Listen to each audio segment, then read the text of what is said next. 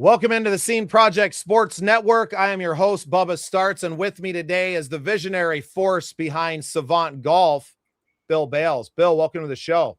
Hey, Bubba. It's good to see you again. I feel like we've been spending a lot of time together these last few days, and I am all the better for it. It's been a pleasure getting to know you and to learn about Savant Golf, which is not quite launched out there yet as we speak today, but maybe by the time people are obviously consuming this, they'll be able to find out a lot more about you. And I'm just going to plug it right away off the top. Go to savantgolf.com, get involved in the community, find all the great stuff that we're going to be talking about here today.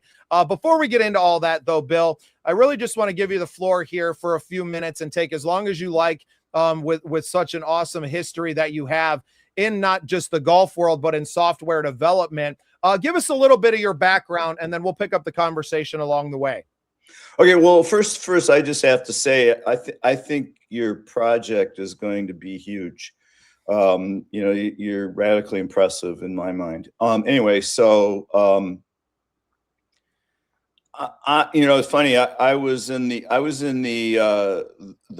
investment banking business, private investment banking business in the late 80s. My brother was obsessed with software development from literally 1976 when he went to private school, and he was one of those kids that hung out in the mainframe room with the pizza and the Mountain Dew. And he was developing a golf game that was spun off of a game I gave him that we used to play a lot called Thinking Man's Golf. Anyway, so that moves forward. So I started reading the papers in the 80s about microcomputer software. And I went to my brother kind of the latter part of the 80s, and I said, I've been reading all about this software stuff and all the growth. I said, you do that. Why don't we do that? And he said, sure. And I said, well, I have one question. What is software? And it sort of went from there.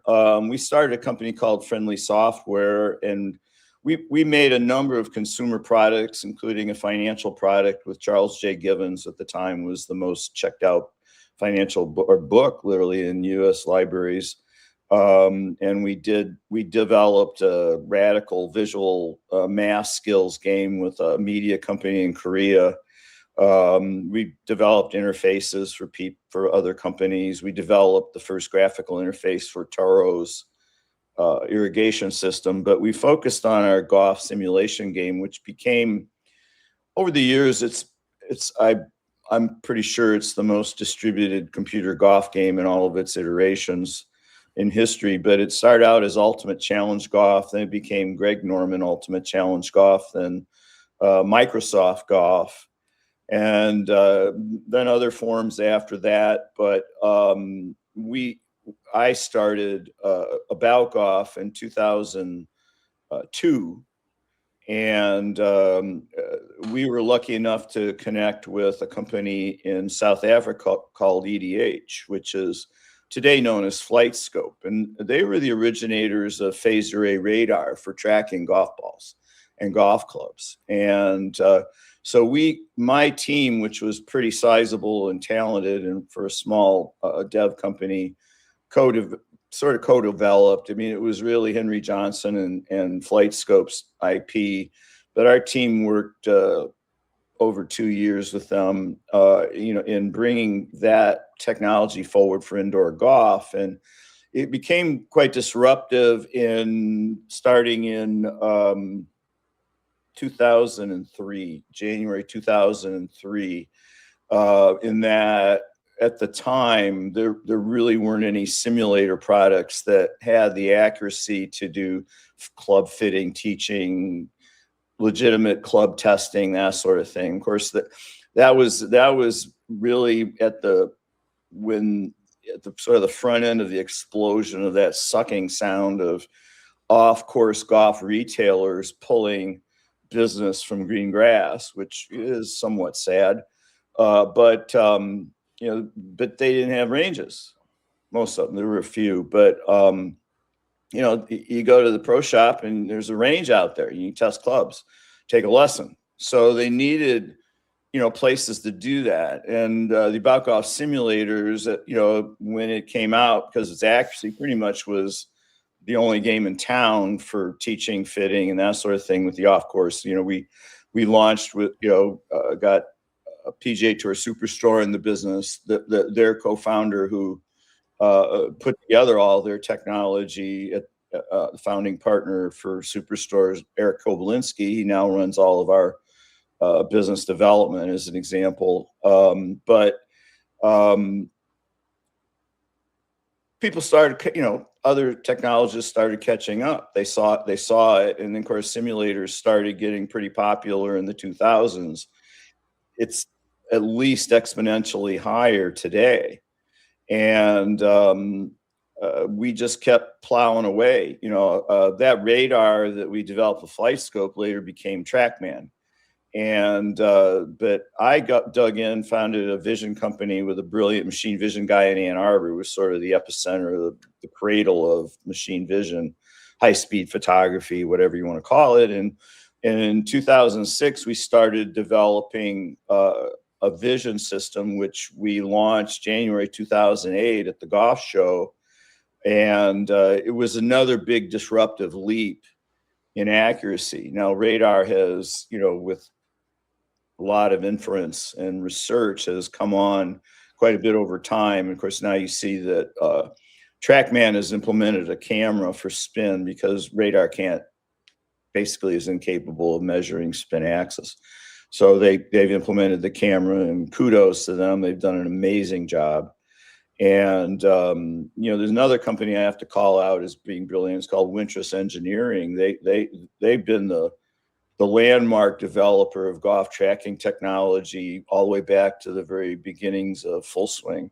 Developed their initial system, and they're now owned by Foresight. And Foresight has done some amazing things with machine vision and golf ball and club tracking. And Wintris is, that's a great engineering team that they have there.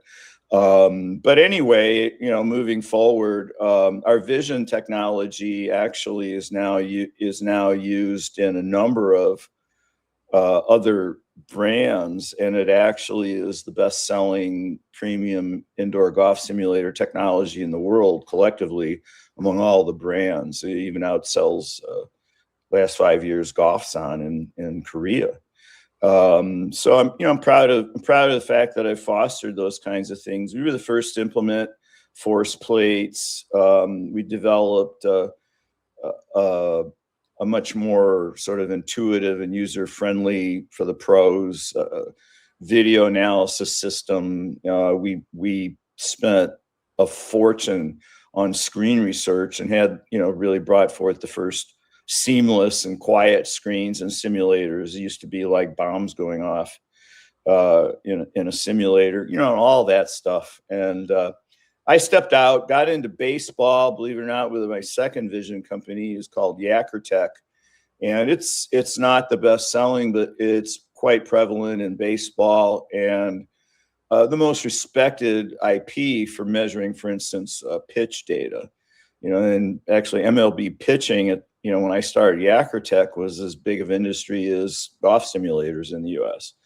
And then I ultimately 2021, I basically sold out of Yakkertech and started a company called Clarity, which is now morphed into Savant Golf. But I started research in 2021 with a researcher in the UK, working with actually literally a former employee of mine who had ascended to chief science officer for Huawei for imaging in Europe, and then the founding director of the Digital Environment Research Institute in London, member of the fellow of the Turing Institute, like 99.009%, achiever in the areas of vision and artificial intelligence, deep learning. And between the two of them, we filed a patent based on some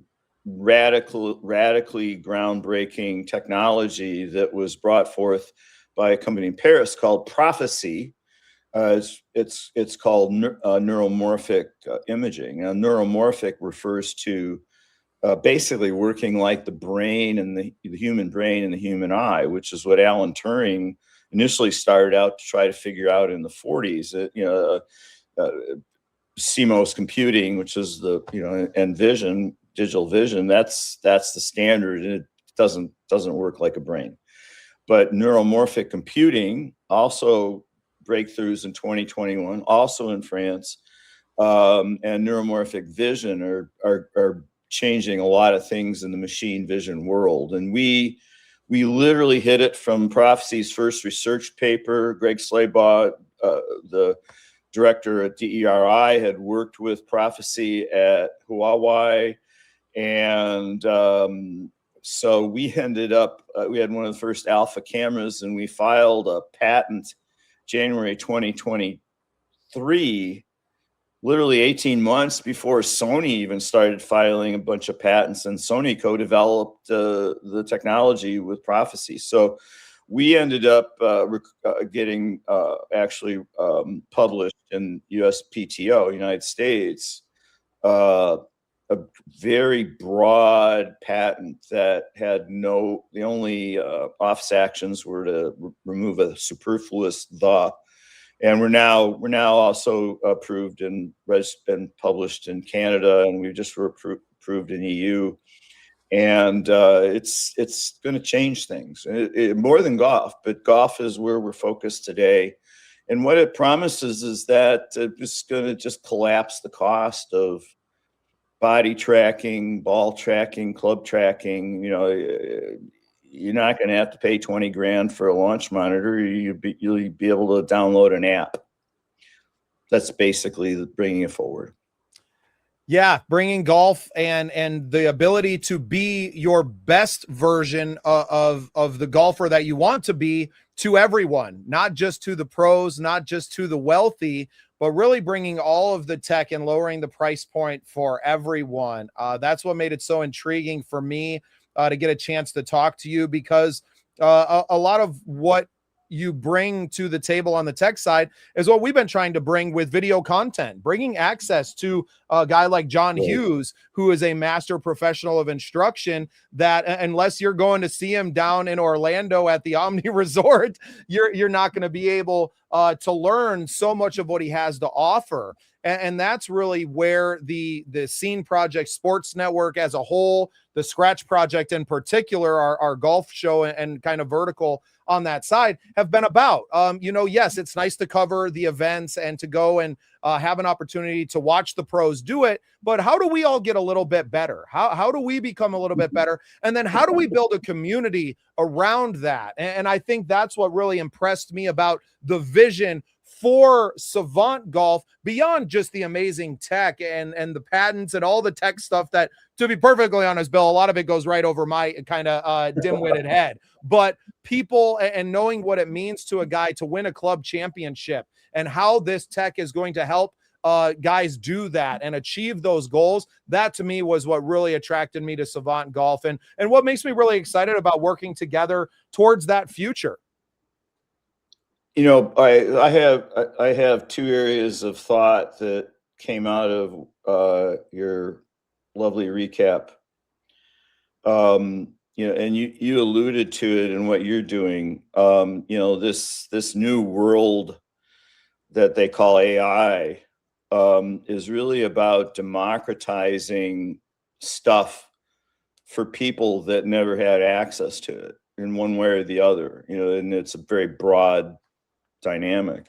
As an example, I perceive that there's at least two orders of magnitude of latent market for like launch monitors, simulators, body tracking technology, that relative to the current installed base. There's people that are going to want to spend $100,000 on their golf simulator, right? But you're seeing a proliferation of YouTube videos now about, how to make a really good simulator for a really low price. And one of the things we want to do is remove the cost of ball and club and body tracking. And really, the future of analytics in golf is software, not hardware. Other than this is such a magic thing. Okay. It's got compute. It's got cameras. It's got access to the web. It's got speakers. It can take movies. It can process. It's got all the FCC and CE and daunting Japanese electromagnetic, certifications. And it's in everybody's pocket, and it's in 10 billion drawers.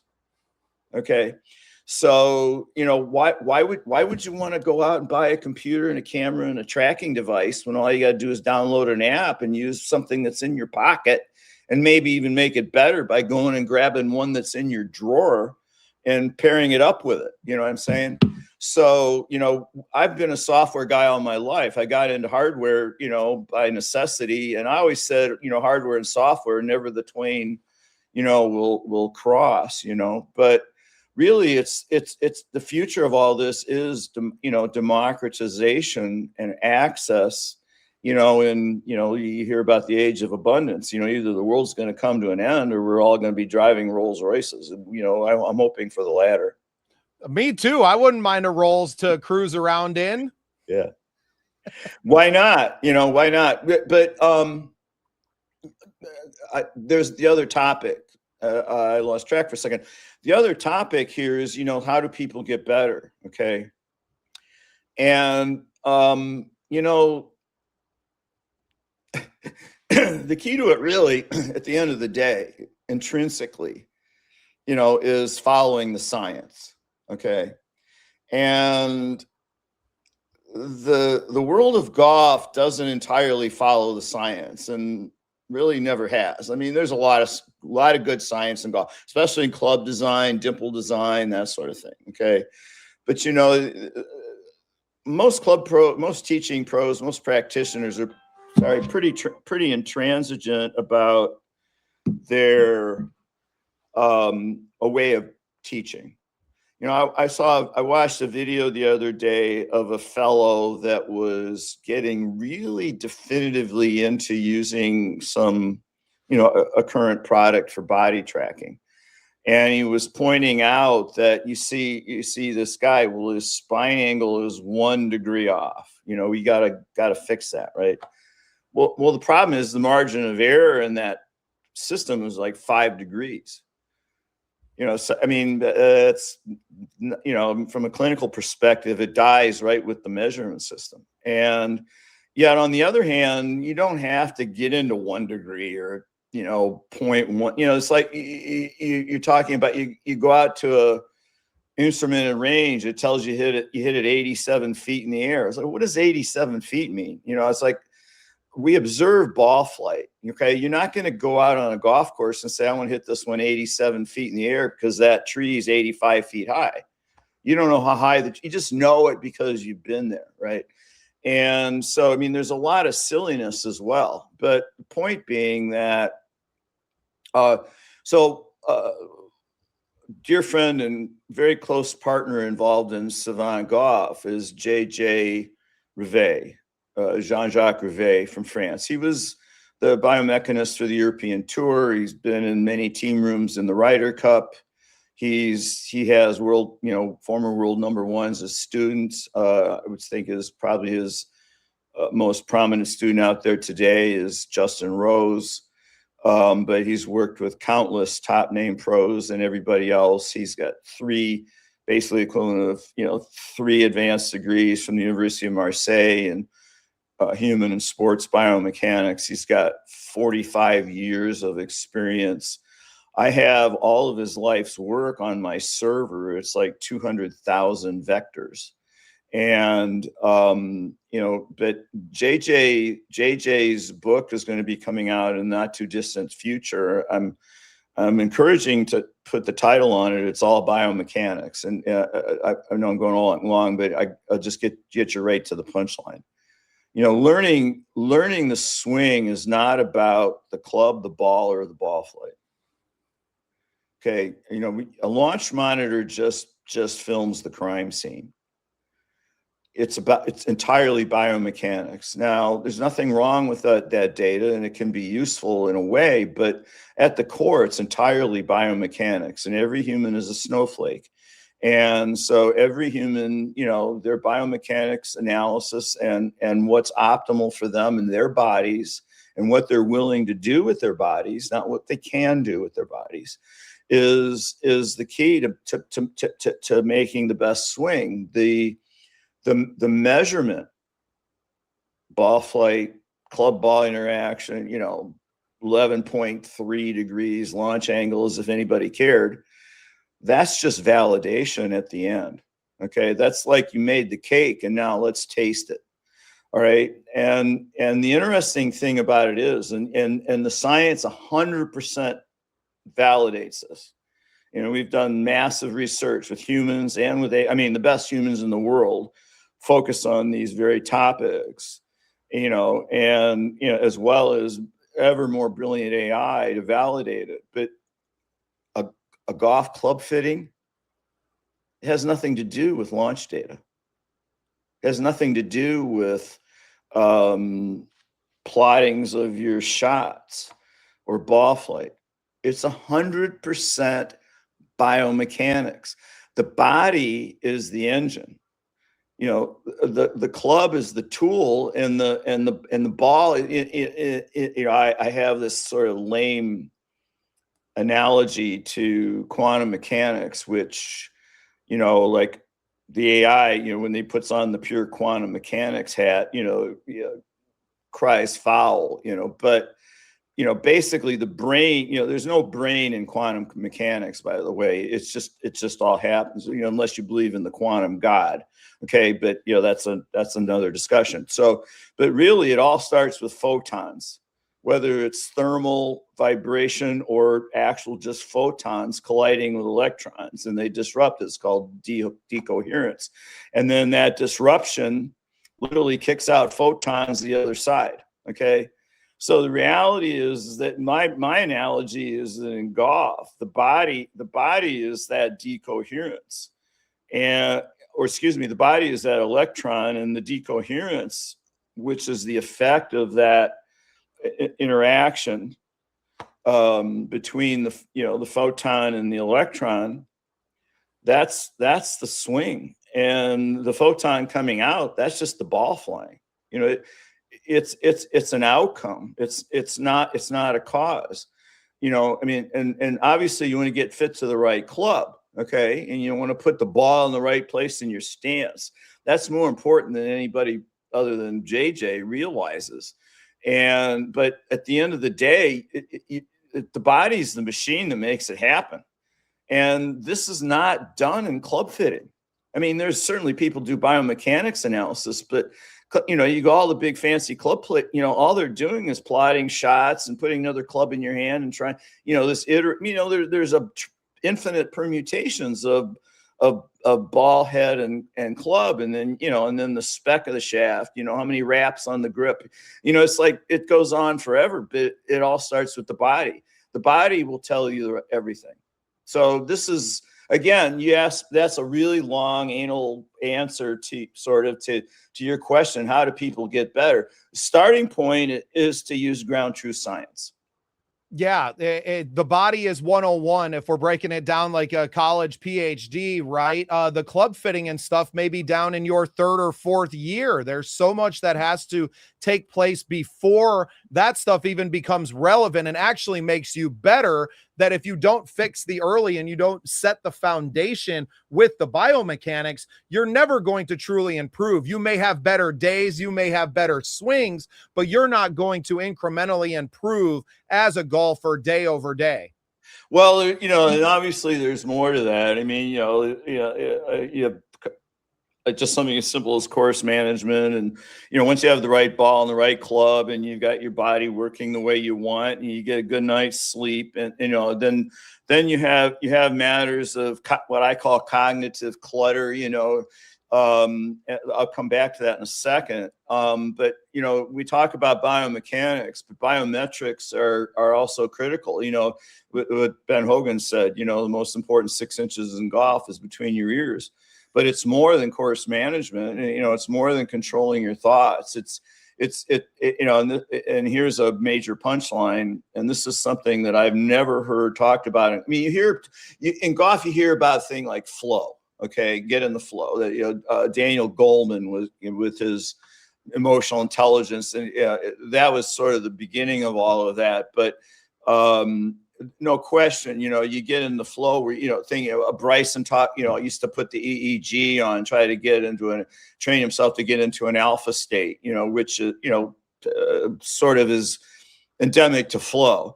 But the point is that the thing that's really the science is at the core of it is called preflex. Preflex has to do with moving as much of this clutter to the subconscious, because the subconscious, when trained properly, first of all, it never chokes, and it always makes the right decision, and it makes it instantly. The problem is nobody's ever figured out how to train the subconscious mind.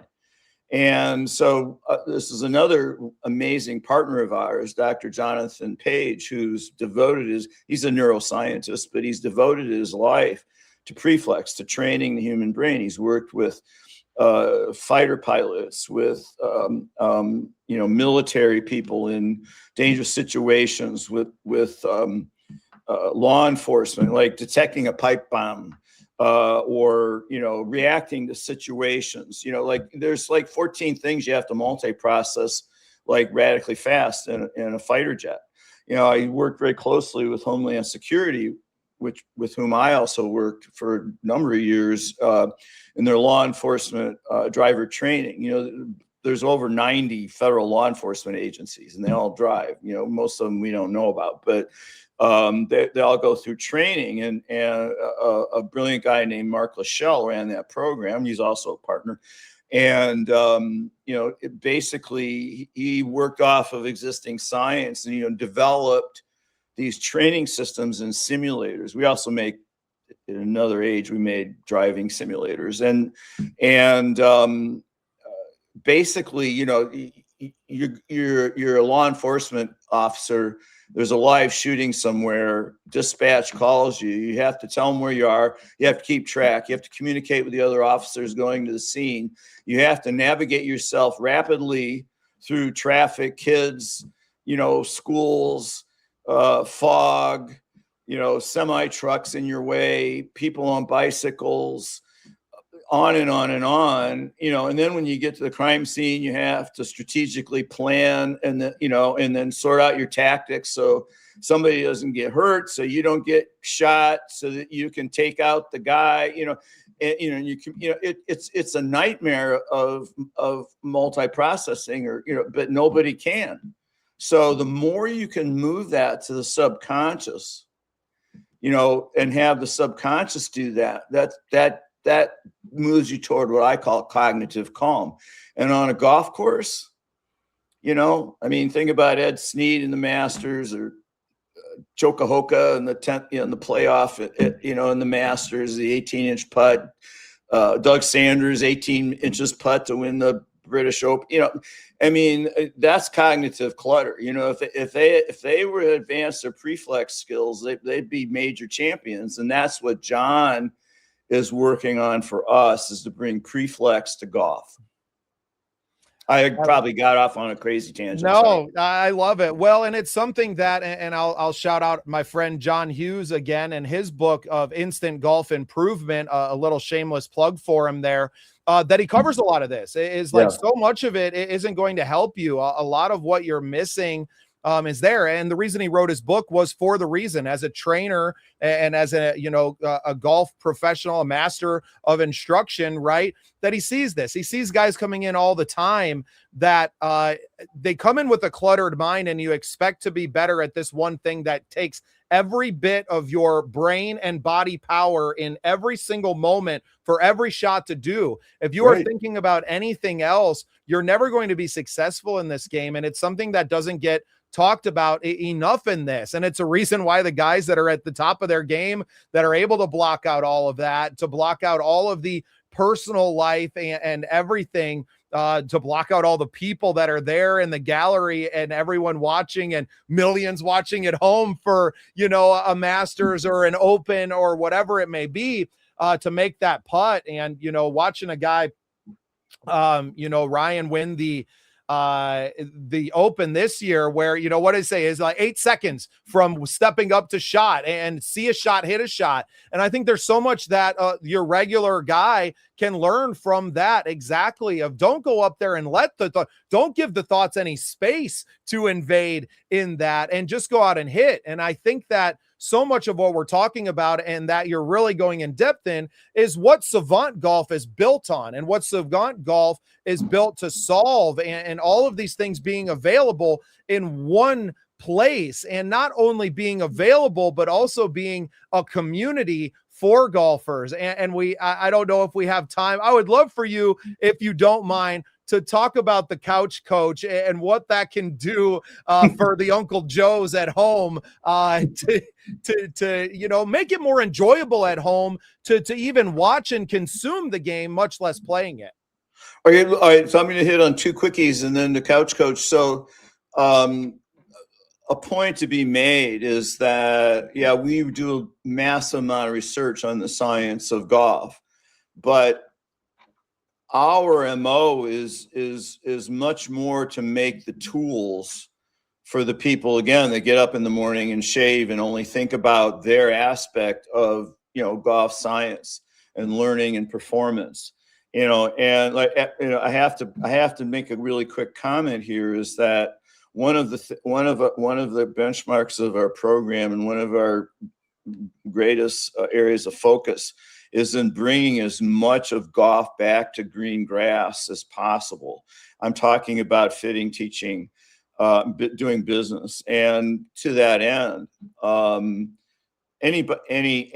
any practitioner in green grass, or independent practitioner, even outside of the course, all of our tools for practitioners will be provided entirely for free forever. There will not be have to subscribe to anything. And that's number one.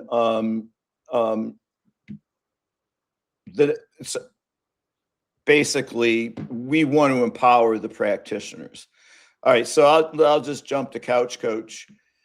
That's a fun thing. And I want to just get a quick aside in there before this. I want most people to understand that these practitioners that you're speaking about, for the most part, are independent contractors that may work at a course, a lot of them, not all, but that they are business owners themselves who are working on very slim margins to begin with. So anywhere that they can save a few dollars, even in subscription fees, make a massive deal to their bottom line at the end of the year, and allow them to maybe coach and to teach the game to more people. So really, your tech and the open sourcing of it is helping to grow the game of golf in ways that maybe have never been accessible to the masses, and really working through the practitioners to make that happen.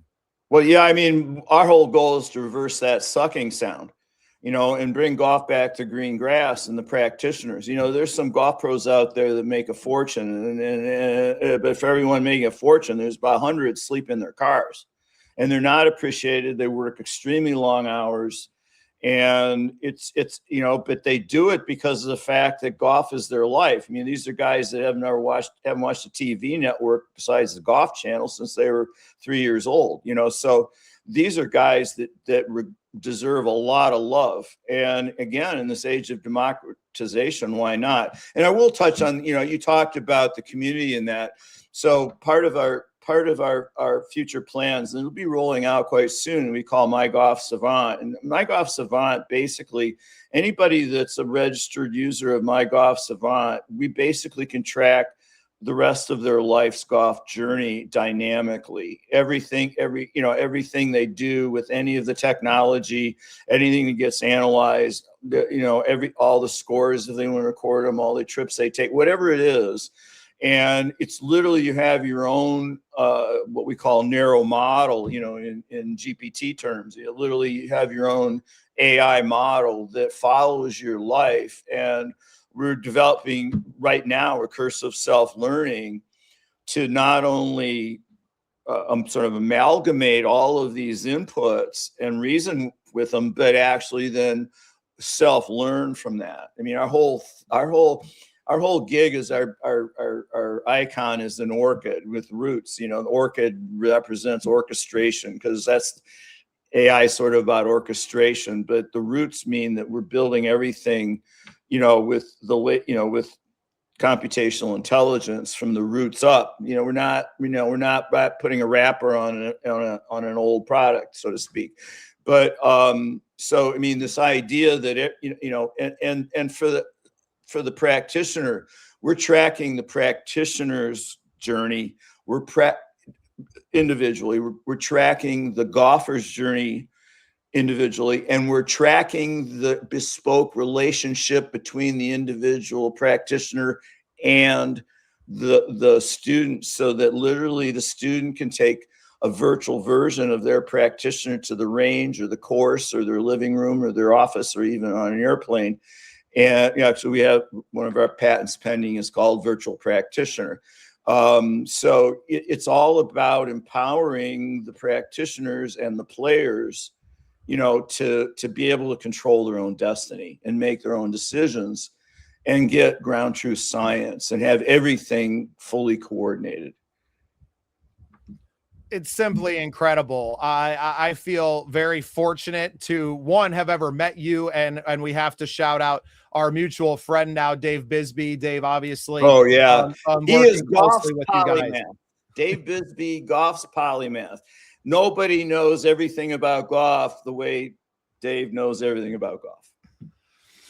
Well, and we're looking forward to a future episode with him as well. But it was very important, I think, to get the overarching view of Savant from you first, and something that really everyone is going to be able to use, regardless of whether you're trying to improve your game or not, is the couch coach. If you are someone who is consuming golf and you want to get a little bit of insight, and really it's built on all the tech that we talked about. It's built on the biomechanics and all of this, and putting it into this thing that you can point at your TV while you're watching it and be able to process all of that data right from the TV, and to bring that, I think that's incredibly powerful, and something that I at least wanted you to touch on before we go. So tell us about the couch coach.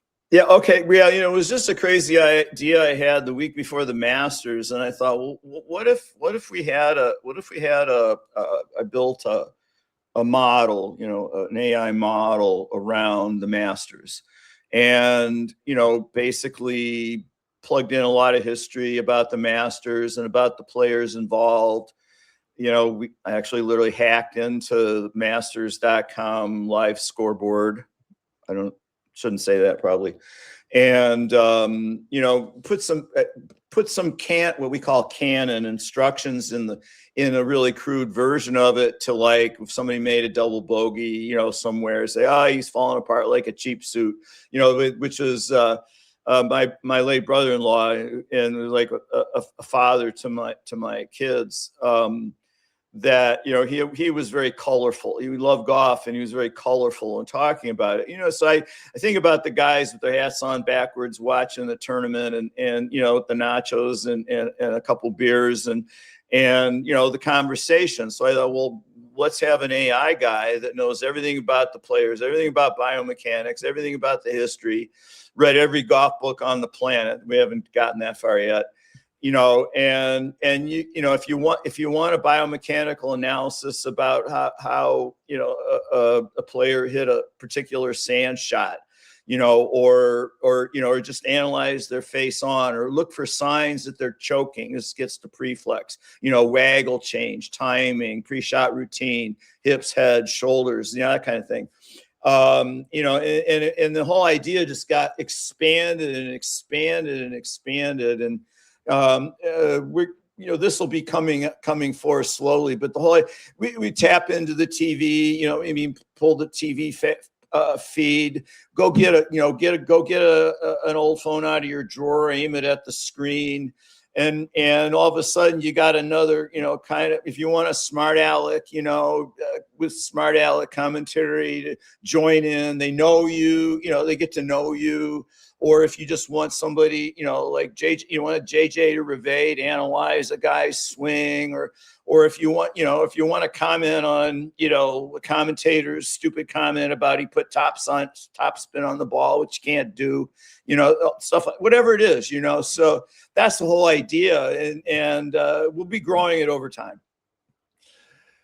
So, Bill, when you were, inputting this data during the Masters, is it safe to say that your data and your model knew that Rory's tee shot on 18 was going into the pine straw before he hit it? Probably not then, but absolutely yes in the future. Or at least, some degree of that. Really, it's like there's no limit with what you can do with the technology that's available today. So you just the thing about AI is, you don't just get a really good AI model and push the button. We call it HMC, human machine collaboration. It takes two to tango, and when you really want to do stuff. But that's why, as people more and more develop what I call these artisanal force augmentation chops. What that means is that the force is the technology, but you want to develop the human artisanal thinking and functionality around that the AI models will never develop. What you don't want to do is develop the stuff that AI is going to come out with next year or the year after. A guy named Richard Sutton, he referred to it as the bitter lesson. There's a lot of bitter lessons going on. I developed in 6 months, one person, something, a team of 10 developed, for $2 million in the past. So it's like, but that's the bitter lesson, right? We can get past the bitter lesson, but the idea is to design around the tools that are emerging and that exist. And by doing that, it's not just me. I mean, actually, we really, really want to recruit young, old, whatever, but new AI entrepreneurs that want to build, and change the golf industry, from the ground up, in this new world. And we're going to be really promoting for that. We'll make technology available. We'll basically run a virtual incubator. We'll teach. We'll give open source or license rights to IP. We'll help commercialize. We want to foster this, what will inevitably happen. I'm not picking on anybody, but it's like in all of industry, it's going to change so much. And there's going to be a lot of players that we never heard of before that are going to be dominating. Yeah, I think there's an inevitability for what is coming. It's just nice to be with the team that sees that and is not afraid of it, but charges headlong into it and said, if it is going to be, then why not be the force driving that and being the artisanal human inside of that model rather than someone who's merely reacting to it 2 years down the line. Bill, I'm absolutely blessed to know you, to have met through Dave. I'm very grateful. You and your team are going to be, I think, a big part of my life moving forward over the next, hopefully, many, many years. And I get to be a witness in many ways to all of this growth that's happening and to take some small part in it as kind of the dummy in the room when you get together with such smart individuals as you have around you. But to be someone who can pull that human element out of it and to get that story is something that I truly look forward to. So, Bill, I'm very grateful to you. I want everyone to go and check out Savant Golf at savantgolf.com. That is SAVANT golf.com. There's going to be a lot of really great stuff coming from there. The website is up. A lot of the tech and things that we talked about today, by the time some of you are listening to this, will already be live, going out today, maybe not there, but you're going to get a taste of what's to come here very soon. And some really great content that we're going to be shooting around it as well. Not just interviews, but on the course and green grass content, we'll call it. Yeah, that's great. It's going to be a lot of fun. And it really, at the end of the day, this is just about making stuff. And I look forward to anything that, we can help you with and work with you on. And it's been lovely chatting. Thank you, Bill. Thank you for letting me be a part of Savant Golf, and thank you for being part of the scene. Thanks. I'll go to you. Thank you so much.